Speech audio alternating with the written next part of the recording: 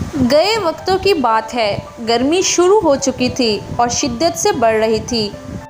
हर इंसान गर्मी में पसीने से शराबूर हो रहा था और यही हाल सब्जियों का भी था। गांव में बहुत से खेत थे। इन खेतों में कुछ सब्जियां उगी हुई थी। अचानक किसी के चीखने की आवाज़ आई। डर के मारे आलू मियाँ लीमू मटर बैंगन और कद्दू और मिर्चें इकट्ठे होकर एक साथ आवाज़ की तरफ देखने लगे। इन्हें पता था कि ये आवाज़ मगरूर भिंडी की है। इसी वक्त खेत से एक लंबी और स्मार्ट सी भिंडी आ निकले।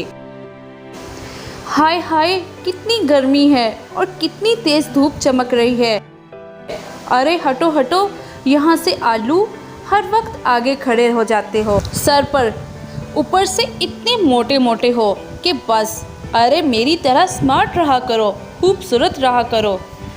अरे हाँ, मैं तो भूल ही गई, खूबसूरती तो तुम लोगों को छू के भी नहीं गुजरी। ख़ास तौर पर मियाँ आलू, तुम कितने गंदे रहते हो और कितने मोटे हो, और तुम्हें खाने वाला भी मोटा हो जाता है। इन सारी बातों से आलू का दिल बहुत दुखा। आलू दिल का अच्छा था, वो हमेशा इसकी बातों को नज़रअंदाज करता और वो भिंडी को कुछ नहीं कहता था। ये बात सारी सब्जियों को पता थी। भिंडी बहुत मगरूर थी।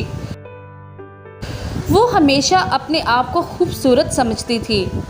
वो सारी सब्जियां भिंडी को पसंद नहीं करती थी, जबकि सब आलू को पसंद करती थी।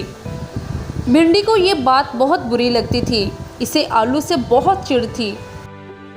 एक दिन आलू ने सारी सब्जियों से कहा कि भिंडी से मेरी सुलह कर दी जाए।